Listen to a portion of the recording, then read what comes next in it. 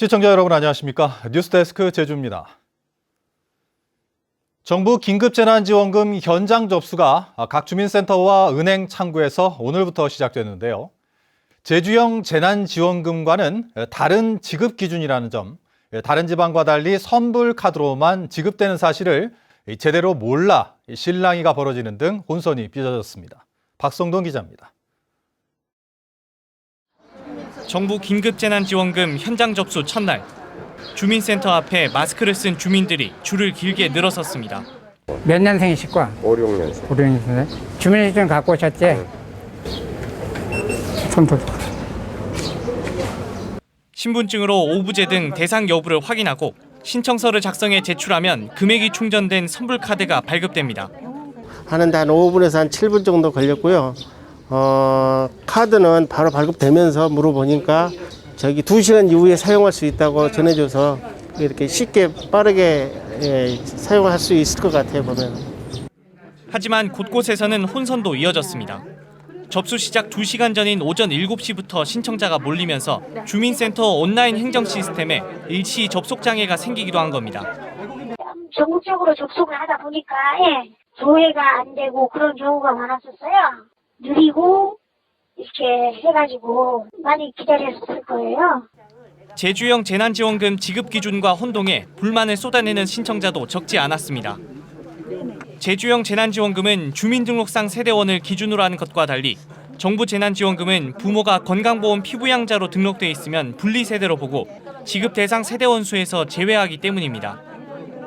제주형 재난기금을 3인 가구로 받았는데 홈페이지 들어가 보니까 국가형 같은 경우는 2인으로 나오기 때문에 그런 경우 왜 2인이냐 해서 이 신청하면 저희가 건강보험 피부양 관계다 이런 걸 설명해 드리고.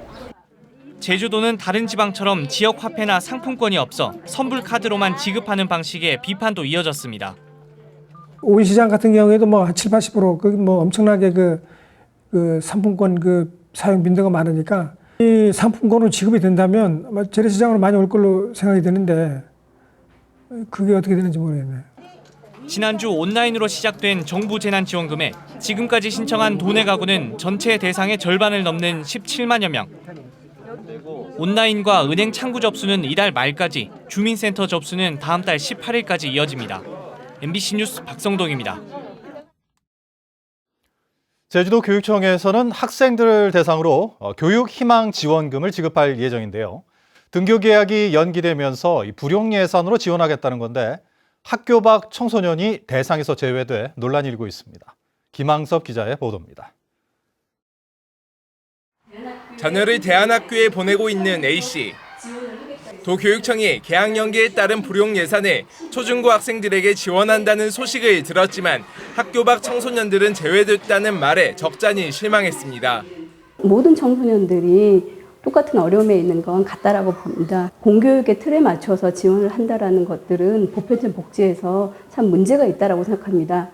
제주도 교육청은 초중고 학생 7만 6천여 명에게 1인당 30만 원씩 총 226억 원을 들여 교육희망지원금을 선불카드 형태로 지원하기로 했습니다. 하지만 대안학교를 다니거나 학업을 중단한 청소년들은 지원 대상에서 배제한 상황. 교육의원들은 권익위와 제주도가 학교 밖 청소년도 지원 대상에 포함하도록 요청했는데도 도교육청이 이를 무시한 것은 경솔했다며 질타했습니다. 이것이 될 수 있는 방안도 모색하고 예산이 부족하면은 도와 긴밀한 협의를 통해서 이런 부분 예산을 투입하겠다는 방안도 마련해 주는 것이 교육청이 본연의 의무입니다. 학교 밖 청소년에 관한 지원 조례를 개정해서라도 지원 방안을 찾아야 한다는 목소리도 나왔습니다. 제가 다시 개정을 대표 발의를 좀 해서 그렇게 해서 이 기부 행위에 속하지 않도록, 그러니까 제외되는 것으로 되도록 그렇게 이제 조금 더 세밀하게 넣어보도록 하겠습니다. 하지만 제주도 교육청은 현재 상황에서는 학교 밖 청소년으로 지원 대상을 확대할 근거가 없는 데다 교육감의 기부 행위로 선거법 위반 소지도 있다며 선을 그었습니다. 선질적인 공무원이 선거법에 바로 저촉된다, 그런 결론을 얻었습니다. 제주 지역의 학교 밖 청소년은 2,400여 명. 부산과 울산 등 각급 학교 학생들에게 불용 예산을 지원한 다른 지역 교육청에서도 지원 대상에 학교 밖 청소년을 제외해 제주에서 이들을 지원할 수 있는 조례 개정이 이루어질지 주목됩니다. MBC 뉴스 김항섭입니다. 제주 대한교육협의회는 오늘 제주도 교육청 앞에서 기자회견을 열고 교육청이 도내 초중고 학생들에게 1인당 30만 원씩 지원하는 교육희망 지원금을 학교 밖 청소년에게도 지급하라고 촉구했습니다. 이들은 교육희망 지원금 지급 대상에 학교 밖 청소년을 제외한 것은 명백한 차별이라며 학교 밖 청소년을 지원할 수 있는 행정적, 재정적 방안을 마련하라고 주장했습니다. 서울, 이태원 등 코로나19 집단 감염 지역을 방문한 제주도민 20명이 추가 신고했지만 모두 음성 판정을 받았습니다. 제주도는 지난 주말 도내 선별진료소 등에서 집단 감염 지역을 방문한 20명을 추가 검사한 결과 모두 음성으로 확인됐다고 밝혔습니다. 지금까지 서울, 이태원 등 집단 감염지를 방문해 코로나 검사를 받은 도민은 216명이며 14번째 확진자를 제외하고는 모두 음성 판정을 받았습니다.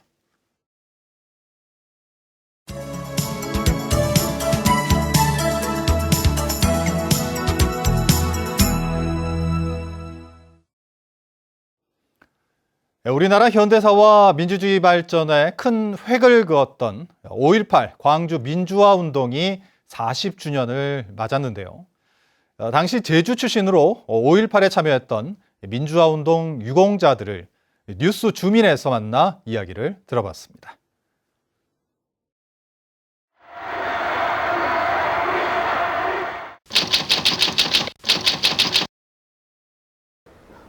갑자기 총이 이렇게 쏘기 시작하더라고요. 계엄군에서. 버스를 향해서 총을 또 갈기니까 총 맞은 사람들이 비틀거리면서 내려오더라고. 그래서 뛰어나가가지고 한 사람을 부축해서 돌아서 나오는데 갑자기 뒤에서 총질을 해가지고 뒷다리를 뒤에서 맞은 거죠. 설마 나는 그런 생각을 못했어요. 아니 아무리 적과 적군도 아니고 같은 나라 백성들인데 설마 총 맞아서 살리려고 오는 사람, 그 사람을 총 갈기까보다 생각이 선생님은 드시겠습니까?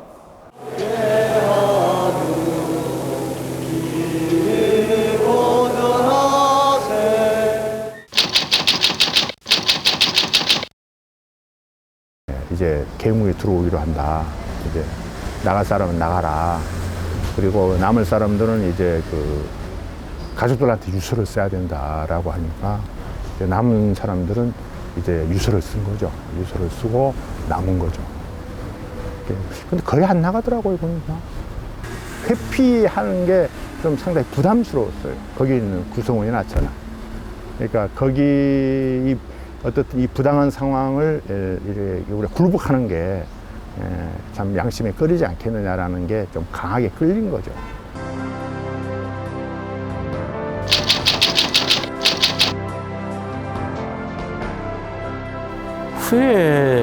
후회는 해본 적이 없습니다.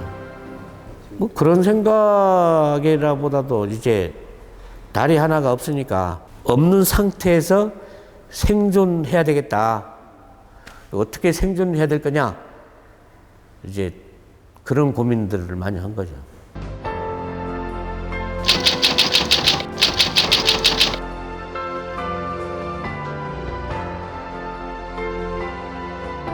이제 전두환 정권이 그때까지 쭉 이어지고 재집권의 의도를 갖게 되니까 아마 전국적으로 민주항쟁이 일어나지 않았습니까? 이제 서귀포는 대학도 없는 곳인데 서귀포에서조차 일반 청년들이나 일반 시민들이 현 정권에 저항을 하면 전국의 일반화의 상징적 의미가 되지 않겠느냐.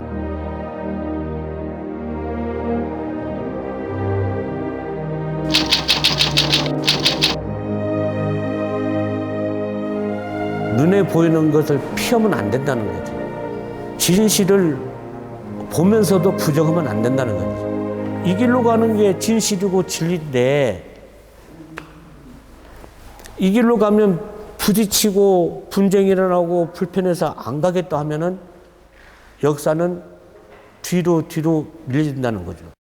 저는 진짜 주인공은 이름 없는 보통 백성들이라고 봐요. 국민들이라고. 촛불 집회 때 나오고 5.18 집회할 때 나오는 그분들의 힘이 저는 근본적인 힘이라고 보고 그 어떤 거기에 참여했다고 한 사람들이 많이 주인공은 아니지 않느냐라는 생각이 결국은 다수의 국민의 어떤 그 보편적인 상식, 성숙한 시민의식이 저는 5.18 정신의 가장 큰 에너지라고 봅니다.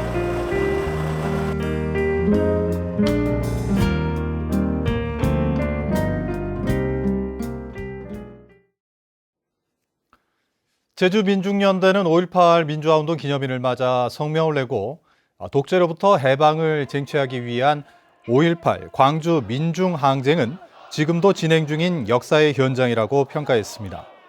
이들은 항쟁 이후 한국 사회는 정치적 민주주의를 획득했지만 사회적 민주주의를 완성하기까지는 갈 길이 멀다며 저항과 연대의 정신으로 전진해야 한다고 밝혔습니다.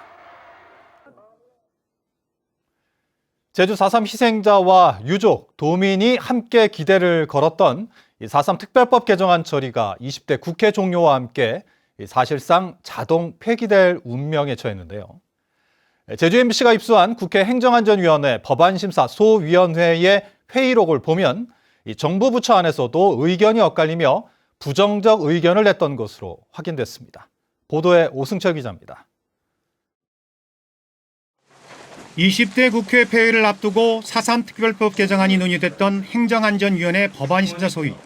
이 자리에 참석했던 윤종인 행정안전부 차관은 군사재판 무효화에 대해 법무부는 신중한 접근이 필요하다라는 의견을 보내왔다고 말했습니다. 보상금 지급은 개별 입법보다 과거사 사건 전반에 대한 배보상 특별법을 제정하는 포괄 입법 방식이 바람직하다고 설명했습니다. 김경희 기획재정부 예산심의관은 보상 방안에 대해 충분히 검토하지 못했고 행정안전부와 합의도 안 됐다고 밝혔습니다. 윤 차관은 이 밖에도 희생자와 유족을 의료급여 대상에 포함시키는 안과 공동체 회복 프로그램 시행 등에 대해서도 신중 검토라는 부정적 의견을 냈습니다. 사실상 정부가 보수 야당 의원들에게 반대 명분을 준 겁니다. 이 재정 문제만 갖고 이 문제가 지금 걸림돌이 돼 있다. 이렇게 단정적으로 말하기는 어렵다 이런 얘기입니다. 그래서 전체적으로 시간과 좀 의견 접근이 상당한 부분 필요하다. 민주당이 전체 의석의 60%에 가까운 177석을 차지하고 있는 21대 국회에서도 정부의 입장이 정리되지 않는 한 4.3 특별법 개정은 결코 쉽지 않다는 뜻입니다. 정부 부처와의 협의를 좀 더 진전시켜야 되는 부분이 있고 그리고 또 여야의 합의점을 또 찾는 문제가 있습니다.